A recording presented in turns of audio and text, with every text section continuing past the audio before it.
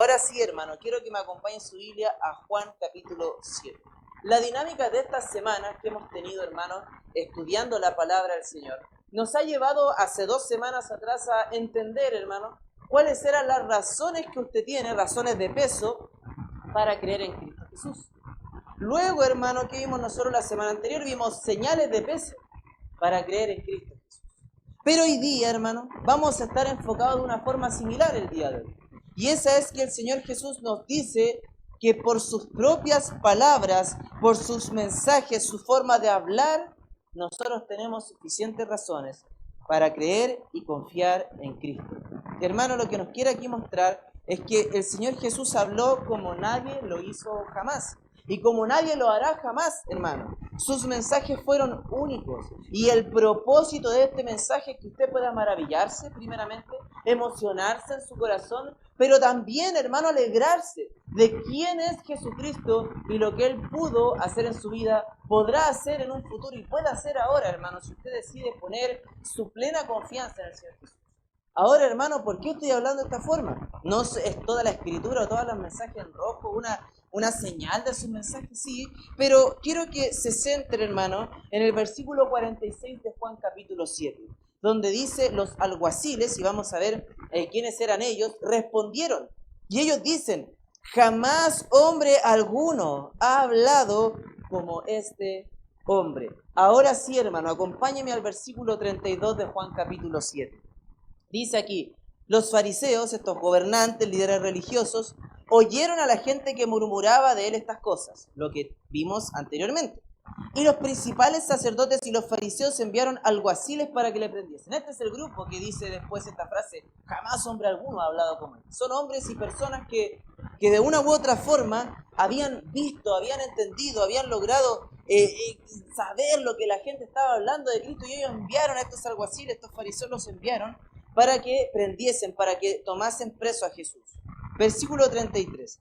Entonces Jesús dijo, todavía un poco de tiempo estaré con vosotros, e iré al que me envió. Me buscaréis y no me hallaréis, y a donde yo estaré vosotros no podréis venir.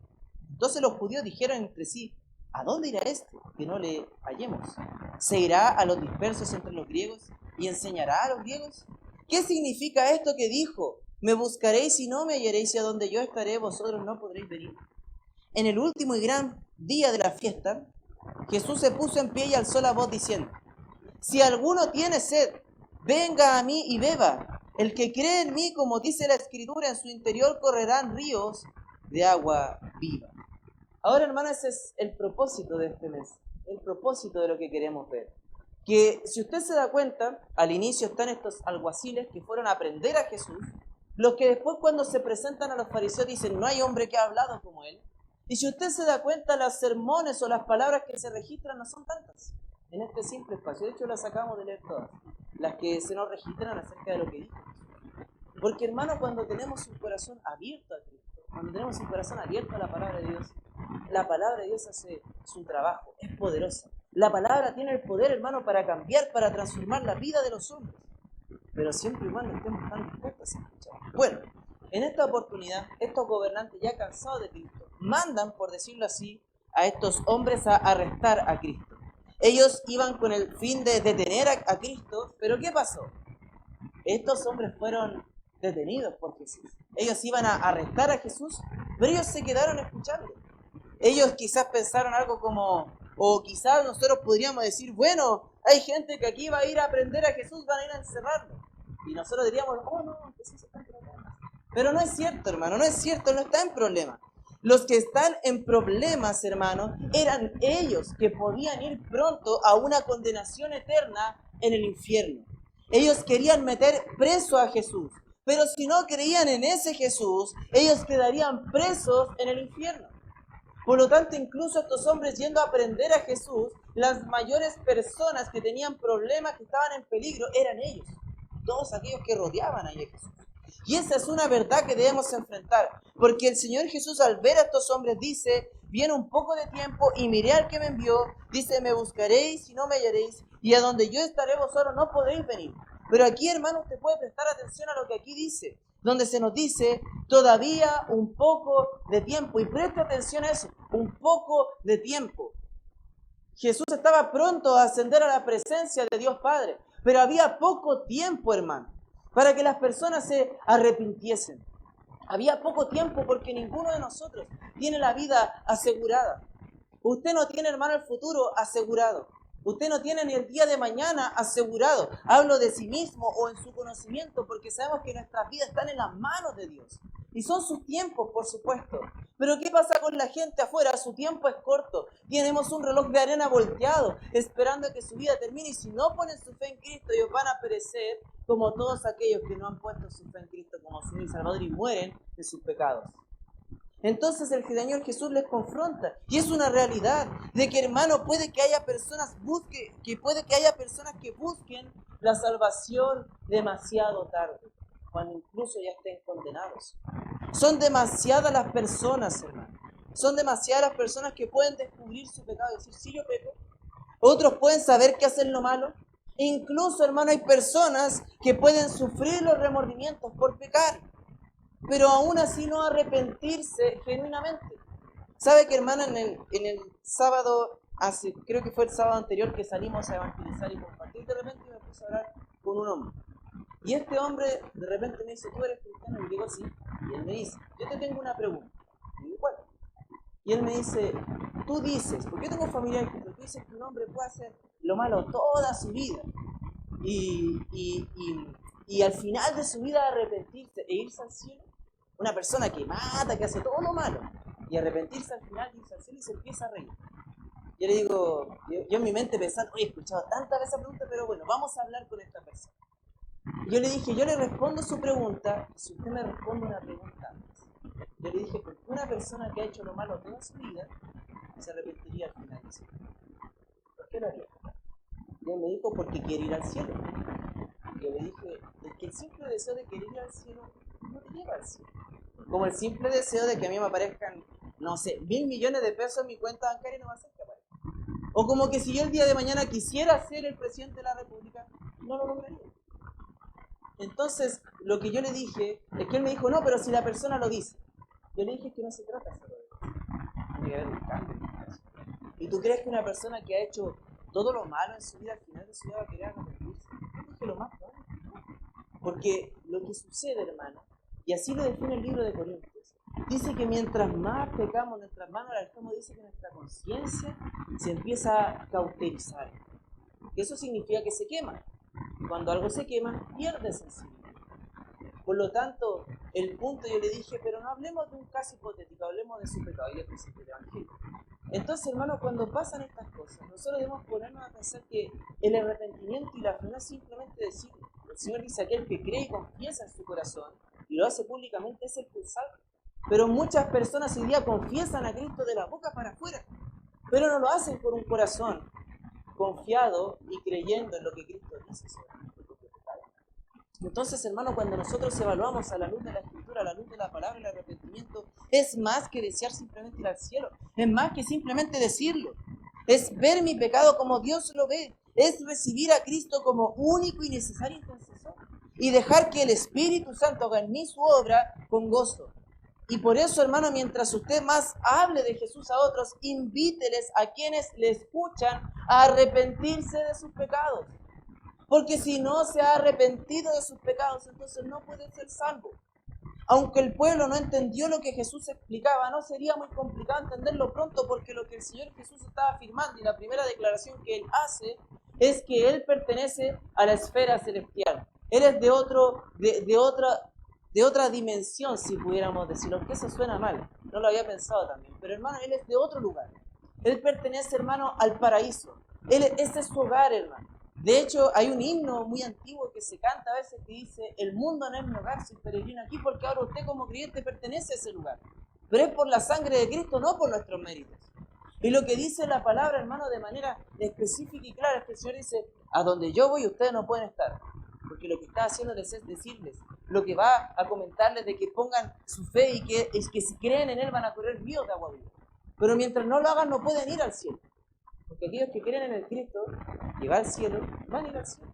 No había dudas, hermano, de que en un tiempo futuro Cristo iba al cielo. Para que usted se ponga en contexto, de lo que estamos leyendo van a pasar 6 meses hasta la ascensión de Cristo.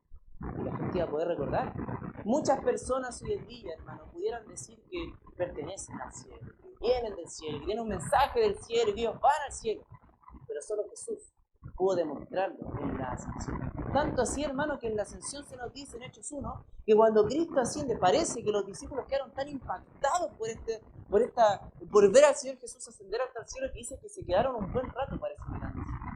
Y yo creo que si estuviéramos en el grupo de los 120 discípulos, estaríamos algo igual, ¿no? El Señor Jesús ascendiendo y nos quedaríamos pegados mirando el cielo.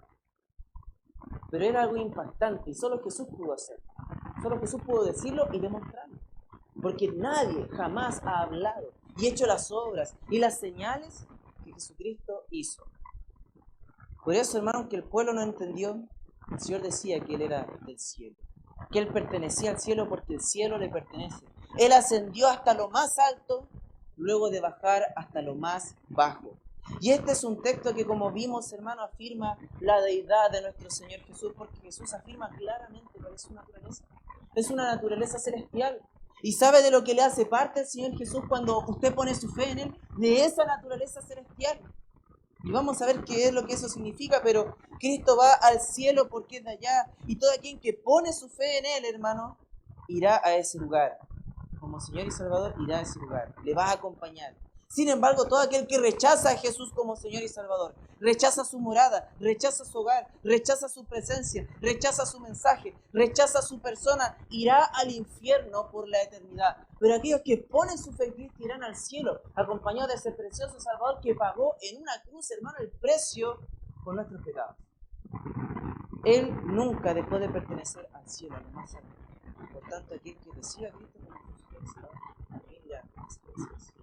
Que el Señor diga que pertenece al cielo no era una declaración simple al aire, era una declaración de su deidad, de su trabajo, de a donde Él va y puede llevar a todos los que creen en Él. Hermano, si usted ha puesto su fe en Cristo, puede ir a descansar, puede ir a estar tranquilo de que, hermano, el Señor Jesús, hermano, le llevará a su presencia.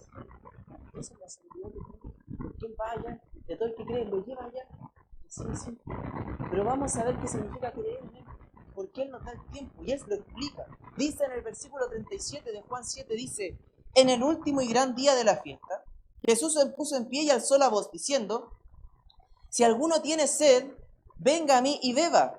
El que cree en mí, como dice la Escritura, de su interior correrán ríos de agua viva. Suena muy lindo, pero es muy profundo a la misma vez. Esto dijo del Espíritu que habían de recibir los que creyesen en Él, pues aún no había venido el Espíritu Santo porque Jesús no había sido aún glorificado.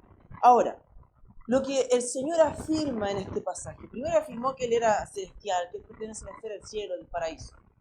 Pero ahora Él afirma ser lo que todos los hombres necesitan.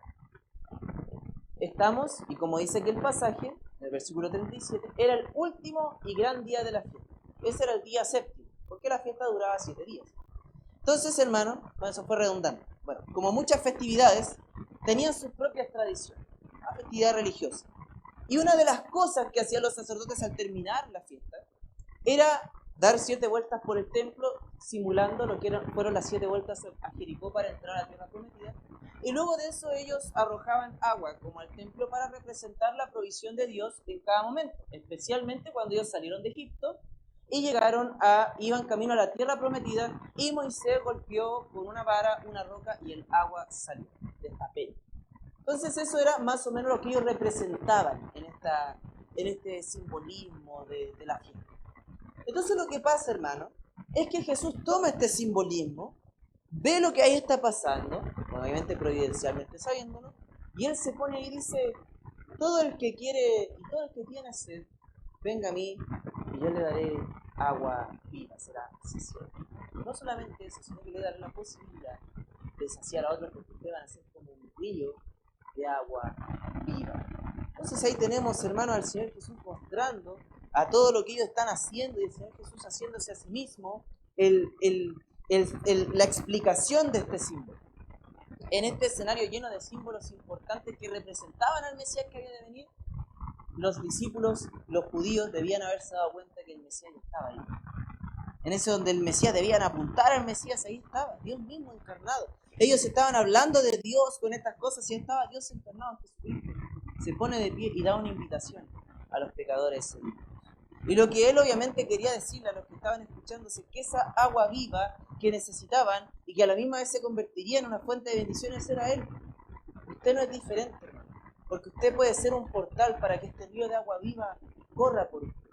Jesús es la fuente de la vida eterna, como cantábamos recién. Yo creo que Ricky, quizás organizando la música, no sé si lo hizo adrede, ¿no? Pero, ¿sí? Ah, ya, me dice que no. Entonces fue el Espíritu Santo. Aunque fuera adrede, también hubiera sido el Espíritu Santo. Pero a la misma vez, hermano, recuerde lo que cantamos, fuente de la vida eterna, y cantamos fuente de todo. Bueno, el Señor Jesús es eso. El Señor Jesús es esa fuente. Cante, hermano, y cuando cante, con entendimiento de lo que está, hermano, ahí leyendo y cantando. Recuerde estas verdades al escuchar las alabanzas y cantarlas. Son realidades de la verdad. Y no cantamos simplemente porque nos gusta cantar, sino cantamos porque son las verdades espirituales de Dios. En un himno, en un coro, todos juntos, todos unidos. Y lo que vemos acá es que Jesús es esa. Él puede dar a los hombres todo lo que necesitan. Esa agua que derramaban estos hombres no satisfacía a nadie. Esa agua que representó la peña de Oreb fue una peña donde los hombres tomaron el agua, pero después volvieron a tener sed. Pero Jesús representa un agua, hermano, que si usted bebe, nunca más tendrá esa sed espiritual. Y esa agua, hermano, regularmente se usa para representar al Espíritu, y aquí no es la excepción. El Espíritu Santo que vive en usted le sacia en cada día y en cada momento. Esa tradición no podía satisfacer la profunda necesidad del corazón de los hombres. Pero si bebían a Jesús el agua viva, sí lo harían, por medio de creer en Él, la presencia del Espíritu Santo. Cuando Jesús dice, si alguno tiene sed, es obviamente, hermano, una preocupación espiritual.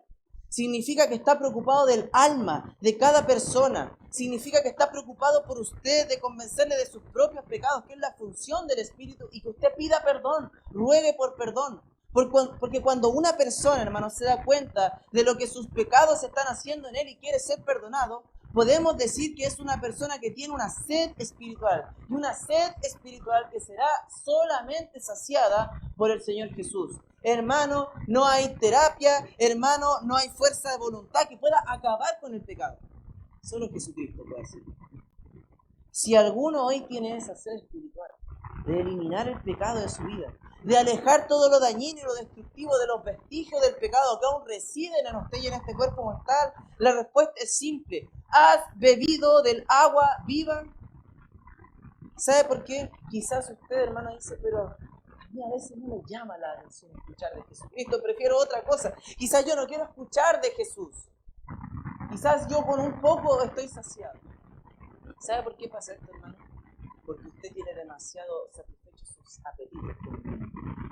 Yo le voy a dar un ejemplo. Un día yo me levanté, bueno, como todos los días, y un día yo le dije a Saray, ¿sabes qué, Saray? Hoy día yo tengo ganas de comer. No hoy día, sino toda la vida. Entonces algo que voy a hacer, voy a dejar el azúcar. Y al inicio no fue fácil, inicié ayer, entonces nació. No se nota tampoco, entonces. Pero yo dije, ¿sabes qué? Yo voy a dejar, porque tomaba azúcar en todo, hermano, entonces dije, voy a dejar el azúcar, como por lo menos en nuestra casa, como para nosotros. Entonces empecé a dejar el azúcar. Entonces dije, pero no puedo hacer esto como tan al lote, como yo necesito buscar más información. Entonces busqué un doctor por YouTube, sí, pero busqué un doctor, después lo busqué si era un doctor de verdad. Entonces, este doctor, y él dice, y decía, hablando acerca del azúcar, que estas cosas, cuando uno deja este tipo de alimentos como el azúcar, que es un alimento que uno encuentra en todo, sobre todo los procesados, él dice, tú empiezas a despertar un apetito por otras cosas. Empieza a disfrutar otro tipo de sabores. Y dije, ¿será así? Oye, ¿sabe qué, hermano? Después de un tiempo, yo me di cuenta que sí, habían otros sabores, alzaban otros sabores. Y yo me di cuenta que este azúcar estaba como contaminando. Me gustaba el sabor del azúcar, por supuesto, es rico, ¿no? Pero a la misma vez, al dejarlo, me di cuenta de los demás sabores, de los demás, y un apetito por cosas más saludables. Entonces, ¿qué es lo que yo pensaba con esto? Y decía, eso es justo cuando vemos este agua. ¿Por qué no queremos tomar el agua viva? Porque tenemos nuestro apetito. ¿Por qué quizás los alimentos saludables nosotros decimos que son aburridos? Porque estamos acostumbrados a comer otras cosas que no son saludables. Y nos llenamos y nuestro apetito y nuestro cuerpo está tan acostumbrado y nuestro paladar a esos sabores que menospreciamos los sabores que nos hacen bien. Por lo tanto, ¿sabe qué es lo que pasa, hermano? Con Cristo. Usted está tan acostumbrado tan lleno de otras cosas. Y cuando ve a Cristo, no encuentra que es saludable, no lo encuentra atractivo para dedicar su vida. No lo encuentra, incluso diríamos, no lo encuentra necesario. No lo encuentra necesario para su vida. ¿Por qué? Porque está demasiado satisfecho con este mundo, hermano. Está demasiado lleno de lo terrenal de este mundo. Por eso no ve a Cristo tan precioso como es. Por eso no ve a Cristo tan necesario como lo es. Por eso no ve a Cristo a quien es digno de toda nuestra adoración y toda nuestra vida, como realmente lo es. Porque su corazón está lleno de apetitos mundanos. Por eso no ve en el servicio algo importante. Por eso no ve en la humildad algo importante. Por eso a veces no ve en la iglesia algo importante. ¿Por qué? Porque su mente y su corazón están llenos ¿de qué? De los apetitos de este mundo. Y le impiden ver lo que es bueno.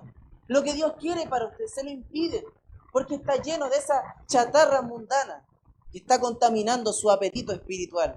La gente puede darse cuenta de que tiene una sed espiritual, pero ¿con qué tratan de llenarla? La alivian con el dinero, con el placer, con el prestigio, con una posición social elevada y a veces una vida entregada a los excesos. No hay una muestra más clara de lo mucho que necesita este mundo el Evangelio, lo mucho que necesita la salvación, lo mucho que necesita a Jesús, con una simple vista a lo mucho que las personas son indiferentes a su alma. La gente no tiene interés por su alma, es todo terrenal, es todo tangible. No, yo estoy bien si compro esto, estoy bien si como esto, estoy bien si viajo a tal lugar.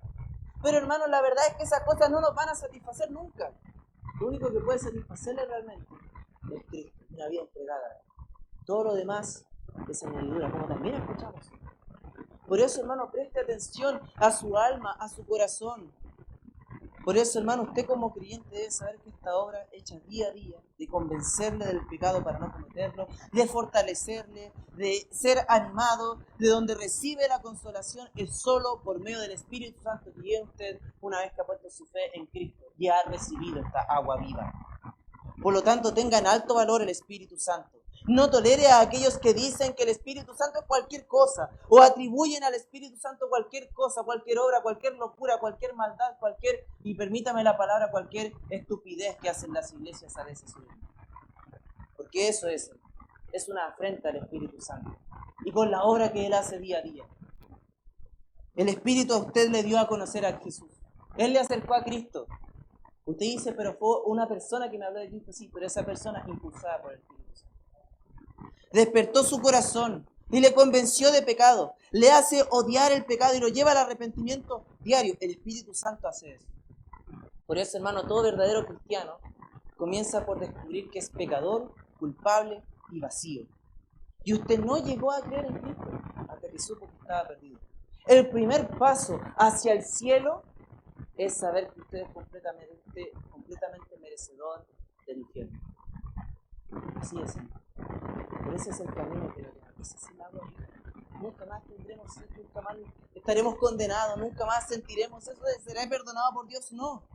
Es el sentimiento que pone una alarma en nuestro corazón que nos guía a ese Cristo. Mateo 5:6 dice, bienaventurados los que tienen hambre y sed de justicia, porque serán saciados. Por eso, hermano, pregunto, si usted tiene una hambre por Cristo, usted tiene un deseo por Él, quiere ser saciado de esta agua viva. Jesús es la fuente de vida de las que muchos pueden ir para satisfacer sus carencias espirituales. Jesús es quien puede aliviar todas sus necesidades espirituales. Y usted, hermano, puede convertirse en una fuente de bendiciones para los demás. Usted puede invitar a otros a conocer a Cristo. Ven a escuchar de Jesús, ven a servir a Jesús, ven a cantarle a Jesús. Yo que quiero presentar a Cristo, quiero que conozcas a Cristo, porque solo es el Santo Espíritu de Dios el que va a cambiar su vida, una vez creyendo en Él como Señor Salvador. Usted como cristiano puede ser testigo y dar testimonio de la promesa hecha por Cristo.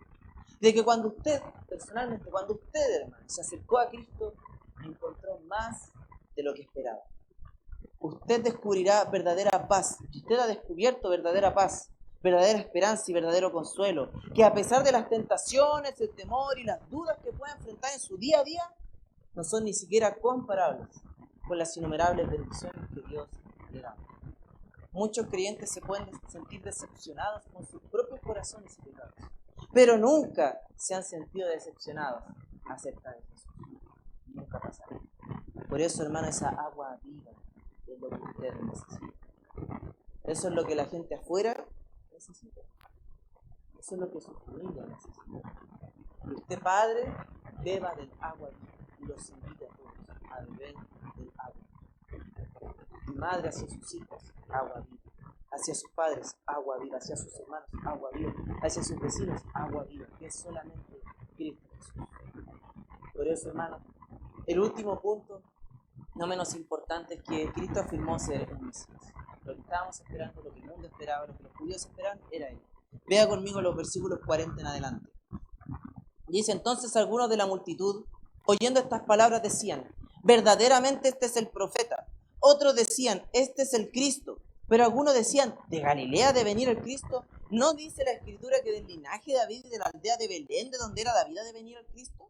Hubo entonces disensión entre la gente a causa de él. Y algunos de ellos querían prenderle, pero ninguno le echó mal.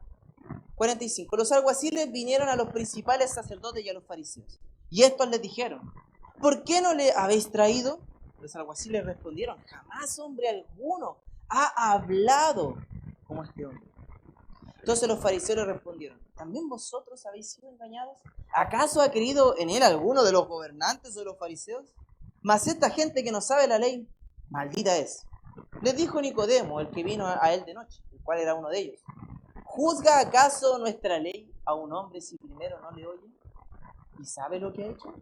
Respondieron y le dijeron: ¿eres tú también Galileo? Escudriña y ve que de Galilea nunca se ha levantado profeta. Dese cuenta, hermano, de lo que pasa en este lugar. ¿Cuál fue la reacción a estas declaraciones simples y poderosas del Señor Jesús? Una división. Una división entre los que creen y los que no creen, entre la verdad y el error, entre los santos y los impuros, entre los celestiales y los que irán al infierno. Y hay una división. ¿Gente cree? Siempre pasa eso cuando hablamos de Cristo, lo decía la semana pasada. Pero muchas personas dudaban también, y solamente se debía mirar a Cristo y su persona, lo que hicieron. En estos versículos podemos ver los dones del Señor sobre su propia enseñanza. Estos guardias del templo, estos alguaciles que fueron a aprender, enviados por los gobernantes, por los fariseos, debían arrestar a Jesús. Pero ellos se sorprendieron y se maravillaron ante sus afirmaciones. Estas personas, hermano, no tenían ningún sesgo hacia Jesús. Eran totalmente imparciales, ellos solamente iban a hacer su trabajo. Pero ellos salieron, hermano, animados, diciendo: jamás hombre alguno habló como este. De seguro Él es el Mesías. Hay que creer en Él. ¿Quién habla como el Señor Jesús? ¿Quién promete lo que el Señor Jesús ha hecho? ¿Quién ha hecho las señales que este hombre hace? Nadie, hermano. Estos hombres volvieron con las manos vacías ante los fariseos. No trajeron a Jesús. Y quizás, hermano, solo propongamos que es, hermano, como hablan mucho, como quizás usted de repente también habla. Quizás estos hombres, al encontrarse con Cristo, dijeron: que tenemos que andar nosotros tratando de hacer estas cosas, nosotros hagamos nuestro trabajo nomás. Nos mandaron a escuchar a este hombre. No, nos mandaron a escuchar a este hombre. Vayamos a aprender, vayamos a arrestar. No nos pagan por eso. Pero ellos, ¿qué dijeron? No podemos cuidar. Es más importante que tú. Es lo que están diciendo. Es más importante que nuestro trabajo incluso. Eso es lo que están diciendo ellos, es más importante. De lo que ustedes nos mandaron a hacer, Jesús es más importante. Porque nadie, ni ustedes, ha hablado con él. Jamás hombre alguno, y los incluye ustedes, habla con él. ¿Y qué hacemos nosotros? Lo contrario. Decimos: no, trabajo es más importante que Cristo. Familia más importante que Cristo. Dinero más importante que Cristo. Reputación más importante que Cristo. Pero estos hombres, al escucharle, no hallaron nada más que decir. No hay nada más importante que lo que Cristo hace. No hay nada más importante que lo que Él está hablando. ¿Qué pudiera ser más importante que eso? Nada. Nada es más importante. Y obviamente no sabemos su desenlace. Pero sí sabemos su desenlace eterno. No sabemos qué pasó después. Si lo echaron del trabajo, no tenemos idea. Pero sí sabemos algo. Esos hombres que creyeron tienen un lugar asegurado en la presencia de Dios. Lo que convenció a estos hombres fue la palabra de Dios declarada por el Hijo de Dios. Pero a pesar de las evidencias y de haber cambiado el corazón de estos hombres, los líderes rehusaron encarar honestamente a Cristo. O sea, decir: bueno, ya sabes qué, todos están creyendo, incluso estos hombres que tenían que emprenderle a hacer un trabajo. Ya, ¿sabes qué? Vamos a evaluar quién es Él. Y ellos hicieron una evaluación superficial, y de hecho lo que hicieron fue humillar a estos otros hombres. Dijeron: esta gente que no sabe, maldita es estos hombres. Y a veces pasa, hermano, que aquellos que tienen un conocimiento mayor no ayudan a nadie, solamente menosprecian a los demás. Y en lugar del conocimiento aumentar su fe y servicio en el Señor, aumenta su orgullo y desdén hacia los demás. Por eso no debemos olvidar lo que la palabra de Dios dice en 1 Corintios 1, si nos va a acompañar ahí. Para que usted entienda por qué estos hombres que sabían tanto no ponían su fe en Cristo, no creían en Él. 1 Corintios capítulo 1, versículo 26. Dice, pues mirad, hermanos, vuestra vocación. Estamos en 1 Corintios 1, 26. Que no sois muchos sabios según la carne, ni muchos poderosos, ni muchos nobles, sino que lo necio del mundo escogió Dios para avergonzar a los sabios. Y lo débil del mundo escogió Dios para avergonzar a los fuertes. Y lo vil del mundo y lo menospreciado escogió Dios y lo que no es para deshacer lo que es, a fin de que nadie se jacte en su presencia. Mas por él estáis vosotros en Cristo Jesús, el cual no ha sido hecho por Dios sabiduría, justificación, santificación y redención, para que como está escrito, el que se gloríe en el Señor. Estos hombres no se gloriaban en eso, se gloriaban en su conocimiento, en ser hombres académicos que sabían mucho. Y hermano, un creyente real no se gloría en eso. Da gracias a Dios por poder conocer y aprender de Dios, por supuesto, hermano. Sí, hermano, es así. Dios nos permita conocerle más, porque Él nos dio una mente para conocerle. Pero lo que estos hombres no querían abandonar no era, hermano, su intelecto. Lo que piensa mucha gente, hermano, intelectualoide, lo voy a decir así, hermano, no intelectual, es que ellos creen que tienen que abandonar su intelecto al venir a Cristo. Pero no, hermano, no es eso lo que tienen que hacer. En la conferencia que estuvimos escuchábamos el siguiente principio. Decía, hermano, que toda persona adora algo. Yo estoy de acuerdo, también lo he dicho. Toda persona adora algo. Pero, ¿qué pasa? Cuando una persona escucha el mensaje del Evangelio, la persona para ser salva y adorar solamente a Cristo debe dejar y abandonar eso que adora, o la adoración a eso, para poder adorar verdaderamente a Cristo. Por lo tanto, hermano, estos hombres no es que tenían que dejar su intelecto para ponerse en Cristo. Tenían que dejar de adorar su intelecto para venir a Cristo, que es muy distinto. No significa que nosotros, hermanos, dejemos todo lo que hay alrededor de nuestra vida, sino que quitemos el altar que tiene en nuestro corazón, para que en nuestro altar de nuestro corazón solamente se adore a Jesús, solamente se adore a Dios. Yo no tengo que abandonar a mi esposa y a mi hija con el fin, hermano, de simplemente decir yo amo más a Dios. Yo tengo que en mi corazón amar más a Dios para poder amar bien a mi esposa. Y así es, hermano. El Señor dice que no aborreciera a padre y madre no será parte del mundo. Y eso no significa que no amemos a las personas que nos rodean, significa que debemos amar más a Dios. Pero ¿qué es lo que pasa? Nos confundimos. Decimos, no, pero es que yo no puedo amar a Cristo y dejar de amar a esto otro. Dejar de amar a tal, dejar de amar a tal persona, a tal cosa. Significa que amamos tanto a Cristo, que es el amor de Cristo el que fluye para amar a todos los demás. Que adoramos a Cristo inicialmente y servimos y amamos a los demás, pero sin adorar. Solamente adoramos a Dios. ¿Qué es lo que pasa con el mundo? No quiere dejar lo que adora. ¿Qué es lo que pasa con muchos cristianos? Adoran a Dios. Ponen en alto qué cosa? Su familia. Ponen en alto su trabajo. Ponen en alto su dinero. Por eso nunca Cristo ha entrado en su vida. Por eso nunca Cristo ha entrado en su corazón. Por eso Cristo no está ahí, no está en el altar. Si pudiéramos abrir su corazón y hacer una radiografía espiritual, Cristo no estaría lleno de cosas. Pero no estaría aquí. Por eso, hermano, ¿qué es lo que nosotros vemos? Es que no es que el intelecto de estas personas fuese su problema, es que ellos adoraban su intelecto y su posición. Lo que dice el Señor también es que Él reveló sus verdades a los niños espirituales. Un niño, hermano, es sencillo, un niño es crédulo, un niño es ingenuo. Un niño cree lo que el papá le dice, cree lo que el padre le dice, recibe todo. Si al niño quizás tú le dices que robar es bueno, lo va a hacer. Porque cree, pero imaginemos un niño espiritual que cree todo lo que Dios dice, todo lo perfecto que Dios dice. No hay límite para el crecimiento que pueda decir. Por eso, hermano, en esta cena, cuando ellos menosprecian, hombres sin letra, hombres sin estudio, como muchos hombres sin estudio, ¿qué van a saber ellos de la verdadera fe? Nosotros somos estudiosos, supieran todos los estudios que tenemos. Y si nosotros que tenemos todos estos estudios creyéramos, ellos también deberíamos. Eso es lo que hablaban estos hombres. Pero luego aparece un hombre similar a ellos en escena, ya conocido, el Nicodemo. Y Nicodemo les dice, según su propia ley, ¿acaso nosotros juzgamos sin evaluar su vida, su obra? ¿Acaso eso dice la ley?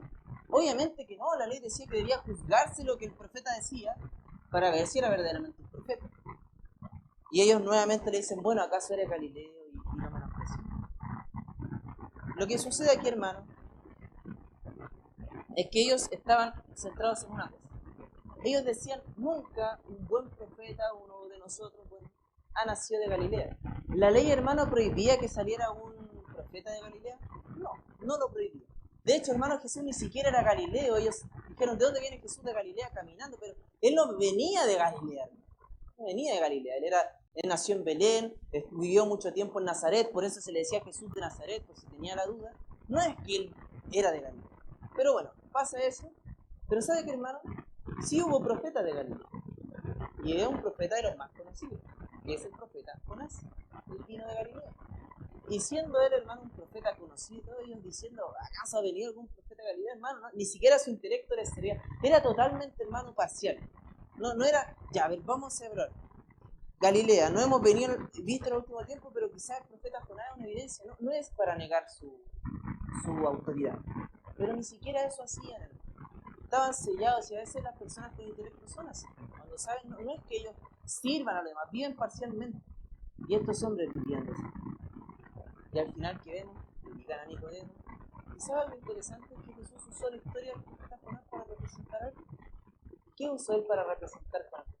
Su muerte, él dice, una señal le va a ser dada a estos hombres. ¿Cuál? La señal del profeta Jonás. Quizás era popular que entre ellos menospreciaran al profeta Jonás. Quizás por su historia, por no tener mucho mensaje. Pero el Señor le dice, esa señal de bajar 3 días al fondo del mar y salir en la misma señal que yo le voy a dar. 3 días estuvo Cristo en el por decirlo así, en el sepulcro. Pero al tercer día resucitó. Igual que Jonás salió. Y él usó esa señal, esa imagen, para que ellos supieran lo que él iba a hacer en un tiempo más. Lo hizo.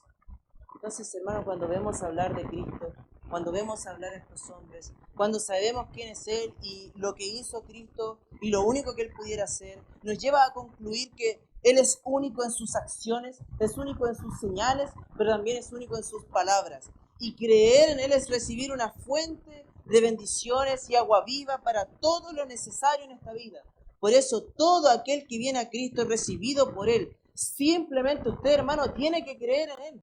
Si a su vida, hermano, le falta sentido, si a su vida como creyente le falta tranquilidad, le falta estabilidad, ve al pecado tocar la puerta de su corazón, ve cómo las malas decisiones le afectan, simplemente haga lo siguiente. Simplemente siga depositando su fe y confianza día a día en Cristo. ¿Qué es lo que está esperando? Si es que ha llegado acá una preocupación, quizás usted llega acá, hermano, y dice, pastor, ¿sabe que mi familia es feliz? ¿Sabe que mi matrimonio? ¿Sabe qué, pastor? No sé qué hacer con mi hijo, mi hija. ¿Sabe qué, pastor? Estoy preocupado por la salvación de la... Bueno, hermano, Jesús tiene la respuesta a cada una de esas. Jesús puede dar tranquilidad a cada una de esas. Jesús y el Espíritu Santo que está en usted no solamente le va a dar tranquilidad, sino que le va a mostrar, hermano, los pasos a seguir para que usted haga lo que tiene que hacer, para que usted haga lo que Dios quiere, no lo que muchas personas quieren que se hacer. Por eso, hermano, quizás hay personas acá que han llegado al día de hoy que no conocen a Dios, no han puesto en posible. Y para todos aquellos que no han puesto en posible, el destino sereno es una condenación. Pero el Señor Jesús con su amor vino a este mundo y murió en nuestro lugar y la paga del pecado de la muerte. Y Él quiere entregar salvación a todos aquellos que ponen su fe. Por lo tanto, hermano querido, usted que tiene una confianza y que sabe que su destino está en el cielo, pregúntese, ¿cómo está dando usted un maravilloso que es el cielo? Pudiéramos, y algo que me sorprendió y me llamó la atención del pastor de semana enseñando, él dijo, quizás yo pudiera hacerlo sentir mal, ¿cierto? Por no predicar en él. Bueno, y si no lo hacemos, la Escritura tiene una parte para hacernos sentir mal. Pero a la misma vez, hermano, veámoslo de una parte positiva. Cuando usted habla del Evangelio, está hablando de la persona más maravillosa. Cuando usted usted habla de Cristo, está hablando de... Cuando usted habla de Cristo y lo que ha hecho por el mundo, está expresando las palabras más maravillosas que una persona puede expresar. Como así lo dice, cuán maravillosos son los pies de los que anuncian la paz y los que anuncian la verdad. Por eso, hermano, dice aquí, Él es digno de que sea anunciado por usted. Él es digno de que esté en su boca cuando usted hable a otro. Es digno, hermano, de que usted lo invite a otras personas a creer en Él. Porque como usted es un adorador de Cristo, es necesario que multipliquemos esa adoración de Cristo a otros. Y vamos a tomar ahora un tiempo para orar y vamos a estar terminando este mensaje. Señor, te